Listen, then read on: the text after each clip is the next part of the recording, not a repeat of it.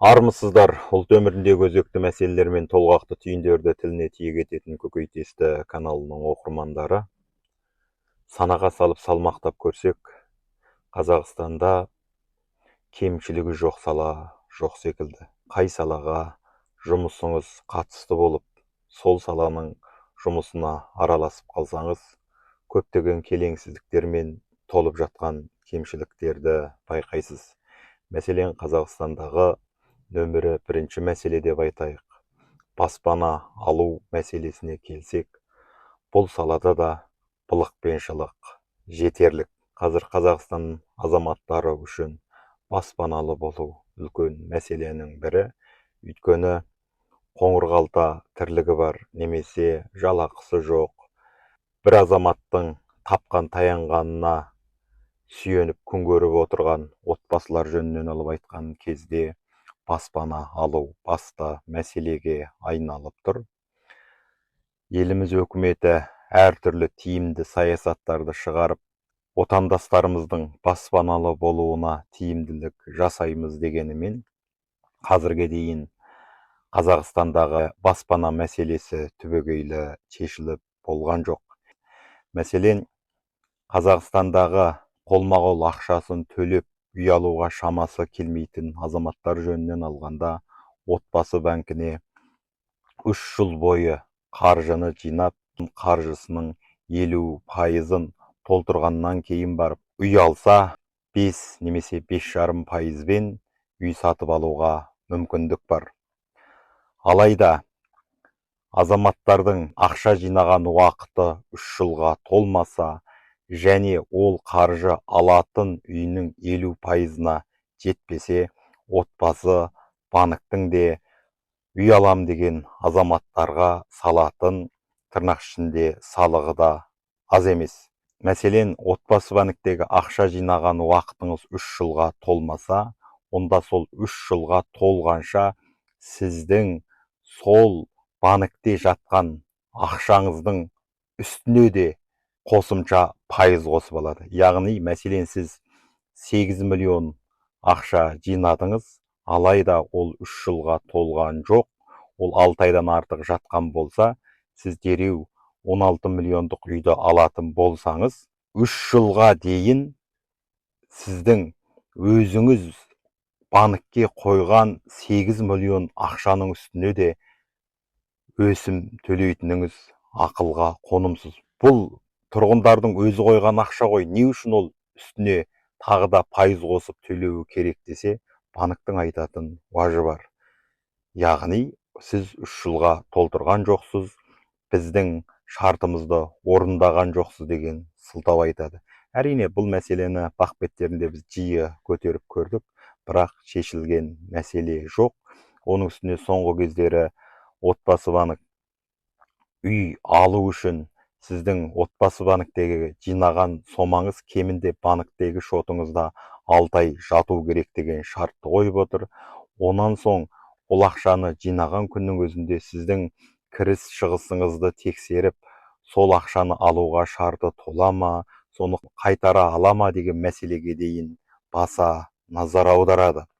Сосын да қазір үй алғысы келген отбасылар шарасыз болса да отбасы банкке жүгінеді.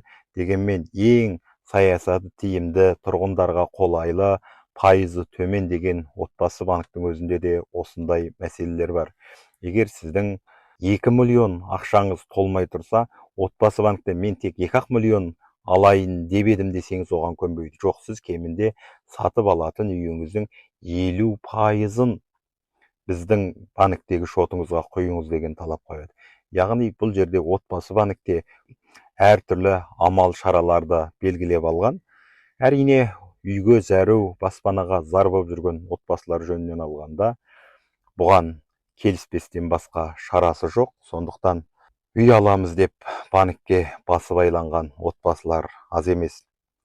Әрине, отбасы банктегі әңгіме басқа банктегі әңгімелермен салыстырғанда тағы да жай сөз болып қалады. Себебі басқа банктерден барып үй алам деп, немесе басқалай қарыз алатын болсаңыз, ең төмені 17%-дан басталады. Әрине, ол 17% болғанмен көріністе есептете келсеңіз, оның пайызы кемінде 25%-дан жоғары, тіпті 55%-ға дейін шарықтап кетіп жатады. Ақшадан қысылған, қаржыны шұғыл қажет қылған азаматтар шарасыздықтан осы жоғары өсімді қарызды алып жатыр. Осыдан барып біздің көптеген азаматтарымыз қарыздың қамытын киіп жатыр. Банктерде халықты қарызға буу үшін ұдайы телефон шалып, сізге кредит береміз, кредитті оңай рәсімдеп береміз деген сияқты жарнамаларын үзбей жасап жатады. Міне осы жоғары өсімді қарыздың зардабын үй алатын азаматтарда тартып жатыр. Үй сату барысында да толып жатқан қиыншылықтар бар екенін аңғардық. Себебі қазір үй сатумен айналысатын аралық серіктестіктер, яғни әртүрлі агентстволар, делдалдар, риэлторлар әртүрлі қитұрқылықтарға баратынын көріп, біз жағамызды ұстадық. Қалыптасқан қағида бойынша ортадағы делдалдар, яғни риэлторлар сол саудаға түсіп жатқан үйдің бағасының 1%-ын алу керек. Бірақ қазір ол қағида қалған. Бұл баға қандай үй сатсаң да 450 мыңнан жоғары 600 мыңға дейін шарықтап кеткен. Оның үстіне оны риэлторлар екі тараптан да алады, үй сатушыдан да, үй алушыдан да. Осылайша ортадағы делдалдар бір үйді алып сатуға жәрдемдесе 1 миллион ақша тауып тұр. Ал ол ақшалар мемлекеттің қазынасына салыққа себі тиіп жатыр ма дегенге келсек, ол жоқ. Себебі үй сатушы компаниялардың көбін жеке азаматтар құрып алған. Олар бұл жақтағы қаржы айналымын мемлекетке салық тапсыру барысында толық көрсетіп отырған жоқ. Яғни біз бұл көлеңкелі жолмен ақша табудың тәсіліне айналып кеткен. Онан да маңыздысы, осы үй сататын серіктестіктер және сол серіктестікте істейтін риэлторлар, яғни делдалдар, үй алам деп келген, немесе үй сатам деп келген азаматтардың қалтасынан сол 500-600 мың теңгені қағып алу үшін әртүрлі зұлымдықтарға, алаяқтықтарға, алдамшылықтарға баратынын көріп, мен жағамды ұстадым. Мәселен, көптеген серіктестіктер қазір сіздің үйіңізді біз сатып берейік, біз келісімге отырайық деп бір қағазын алып келеді, ал оның ішінде олар әртүрлі шарттарды жазып қояды екен. Егер сіз 1 айға немесе 3 айға келіссеңіз, соған қол қоясыз, осы 3 айдың ішінде өзіңіз үйіңізді сата алмайсыз. Егер сіз біреу арқылы сатып жіберсеңіз, ол компания кейін сізді сотқа беріп, келісім шарт бойынша алам деген 500 мың теңгесін өндіріп алуға құқылы екен. Сосында біздің қазір риэлтор азаматтар әртүрлі айла тәсілдерге барып жатқан көрінеді. Сосында халық қазір бұдан зәпісті болып, шама бар риэлтордан, яғни делдалдардан алыс жүруді көздегенімен, әккі делдалдар оның да әдісін тапқан сияқты. Үйіңізді біз сатып берейік, жоқ айналайын, мен сенімен келісімге отырмаймын деп түсіндіріп тұрсаңыз, жарайды, келісім шартқа отырмай-ақ қойыңыз. Егер бізден клиент шығып қалатын болса, біз апарсақ, біздің комиссиямызды бересіз ба? Біз сіз айтқан бағаның үстіне қосып сол ақшаны шығарып алсақ деп тұрып қойылады. Жарайды деп келіскеннен кейін олар өзі сырттан 1-2 адамды табады екен да, үй алушы бейнесін енгізіп ертіп келеді. Олар көреді, мына үй маған ұнады, енді мен осы үйді алам деп сіздің көзіңізше уәде береді екен. Сол жерде риэлтор сап ете түседі екен. Аға, мына кісі үйді алғалы тұр, ертең сіз сауда болған кезде біздің 500 мың теңгемізді бермей кетуіңіз мүмкін. Сондықтан біз енді келісім шарт жасасайық. Ертең бір күндерден бәрібір үйді мына кісінің басын аударамыз ғой, сондықтан сізге ортада келісім болғаны дұрыс, біздің компанияның талабы бойынша деп. Енді біреу үйді алам деп тұрса, мынау сатуға көмектесем деп тұрса, әрине келіседі екенсің. Бірақ бұл жерде оларды алдамшылыққа барады. Яғни анау үй алушы емес, олардың өзі дайындап қойған актер, артистер екен. Сізге жаңағындай айтып отырып, қол қойдырып алады екен да, ертесі күні жоқ болып кетеді. Қайда кетті? Ақшасын дайындап жатыр, бір жұмыстары болып жатыр, ол болып жатыр, бұл болып жатыр деп күнді соза түседі. Бірақ жаңағы келісім шартта 1 айдың ішінде үйді біз сатамыз деген шартқа алдап отырып қол қойғызып алады екен. Келісім жасасқаннан кейін ол риэлторлар көбінде сіздің үйіңізге нақ алармандарды әкелмейді екен. Яғни 1 айдың ішінде сатылса да, сатылмаса да ол өзінің қолында ұстап тұрады. Алда жалда сіз сырттан адам тауып сатып жіберсеңіз, жаңағындағы тәсілмен сотқа беріп, ана азаматтардан қарадан қарап отырып 500-600 мың теңгені өндіріп алады екен. Осылай алданып, тіпті үй сатып жібергеннен кейін де үй алып сатуға көмектесетін компаниялардың арыз шағымына жолығып төлеп жатқан азаматтар да көп екен. Сосын тағы да жаңағы алуға сатуға көмектесетін компаниялар және онда істейтін риэлторлар немесе делдалдар мынадай арамзалықтарға барады екен. Кейбір ақшасы жоқ немесе 2-3 миллион теңгесі ғана бар азаматтар келсе, бізде әртүрлі жолдар бар. Мынандай тәсілмен, ондай тәсілмен сізге ақша тауып үй алып береміз. Жақында баспаналы боласыз, ол үшін бізге келісім шартқа отырыңыз дейді. Яғни сізде 2-3 миллион ақша болса да, қалғанын біз әртүрлі брокерский компания дейді, сондай тәсілдер арқылы сіздің ақшаңызды толтырып үй алып беруге көмектесеміз дейді. Ол үшін бізге үй алып берген комиссия ақымыз үшін 500 мың төлейсіз, және сізге қаржы тауып бергеніміз үшін 500 мың төлейсіз. Осы 1 миллионды төлесеңіз, қалған толмай тұрған қаржыңызды толтырып, сізді көп ұзатпай жаңа баспанаңызға кіргіземіз деп соғады екен.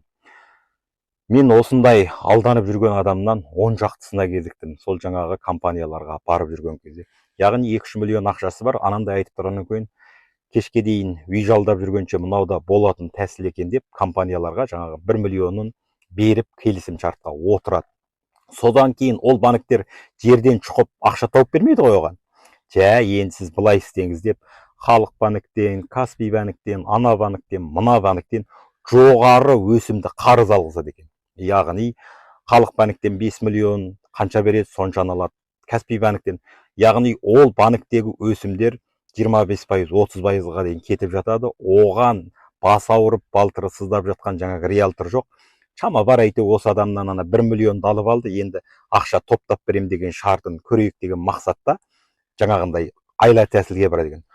Қаржылық ешқандай сауаты жоқ азаматтар, әйтеуір үйлі болсам болды, бірдеңе қайтарармын деп Каспийден де алады, Халық банктен де алады. Сөйтіп бір 10 неше миллион қаржыны жинап, үй алатын шотына салып кеп жібергенде, ол банкке барған кезде тексереді екен де, кешіріңіз, сізге қарыз бере алмаймыз, себебі сіз Халық банкте мынанша қарыз екенсіз, Каспий банкте мынанша қарыз екенсіз, ана банкте мынанша қарыз екенсіз. Енді сіз мына үйді немен төлейсіз? Төлей алмайсыз, сондықтан сізге үй берілмейді. Біраз уақыт күтіңіз, ана қарыздарыңыз қайтқанша деп. Сөйтіп, үй алам деп жүрген қолында 2-3 миллион ақшасы бар азамат 1 миллионды ортадағы делдалдарға және үй алып сатуға көмектесетін компанияларға береді екен де, басқа банктердегі жоғары өсімді қарыздардың қамытын киіп шыға келеді екен. Бұл жағдай қазір барған сайын ауырласып кеткен.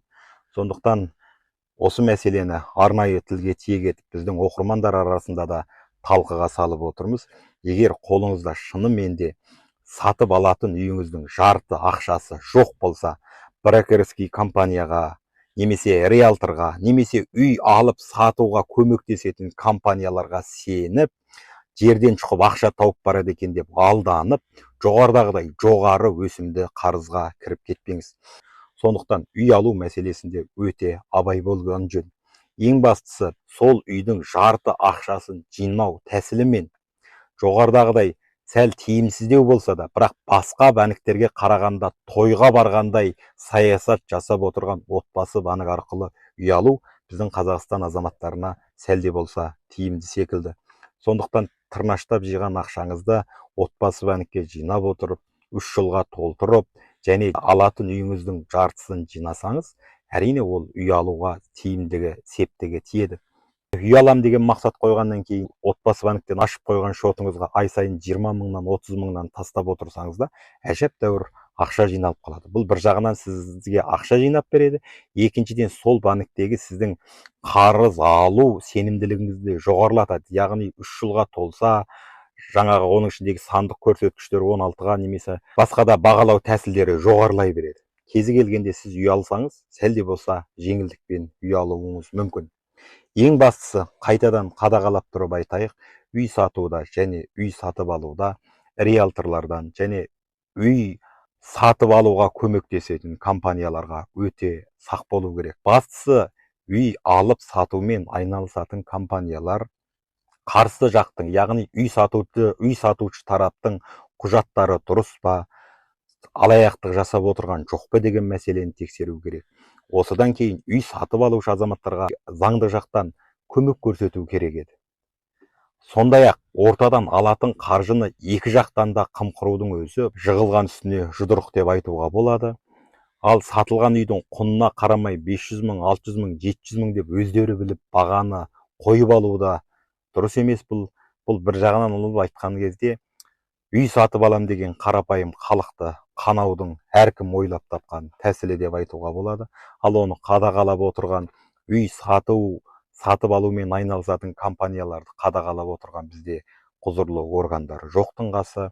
Өйткені көрсе де көрмеске салынады. Оның ар жағында да ақша жүріп жатқаннан кейін бұл мәселе бақылаусыз қалып отыр. Яғни олардың тауып жатқан табысынан біздің елдің салық қоржынына салық түсіп жатыр деп мен айта алмаймын. Өйткені бағанағы риэлтордар сіздің үйіңіздің үстіне қанша ақша қойып, қанша ақша тауып жатыр, олар мемлекетке содан қанша салық тапсырды деген мәселе жөнінде қазірге дейін ешқандай статистика жоқ. Мәселен, енді келер жылдан бастап сән салтанат салығы енгізіледі. Мәселен, сіз үйіңізді қымбатқа сатсаңыз, үйіңіздің құнынан асырып пайда тапсаңыз, сол үшін де салық төлеуге міндеттісіз. Осыдан былай керемет үй алсаңыз, оған да салық төлеуіңіз мүмкін. Алайда бұл саясат көбінде біздің қарапайым халықтарға қаратылып кетеді. Байлар шын мәнінде сондай сән салтанатқа беріліп жүргендер салықты уағымен нақты төлеп жатыр ма деген мәселеге келсек, бұл жағында біздің қолымызда толық ақпарат жоқ. Өйткені ақша жүрген жерде де көлеңкелі тұстар көп.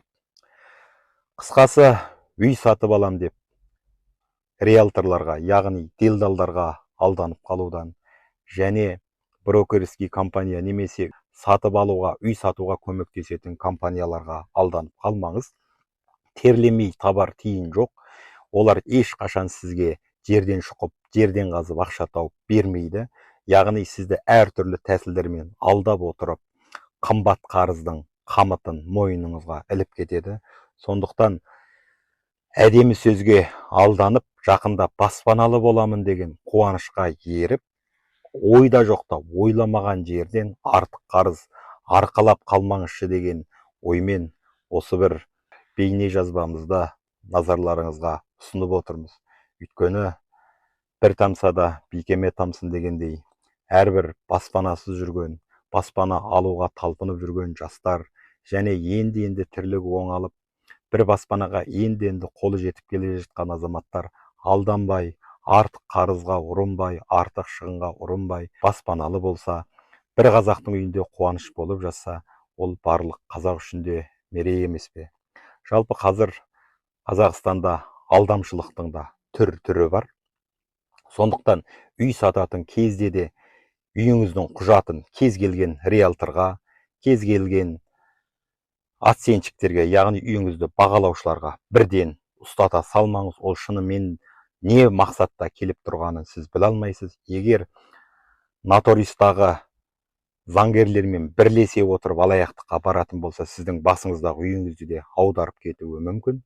Оның үстіне қазір ақылды сананың, яғни жасанды интеллекттің араласуы әртүрлі алдамшылық тәсілдерді де көбейтіп жіберді. Сондықтан бұл мәселеге қайғашанда абай болыңыз, ағайын. Қазірше айтарымыз осы. Ықыластарыңызға рахмет. Келесі кездескенше сау саламат болыңыздар. Еліміз аман, жұртымыз тыныш болсын.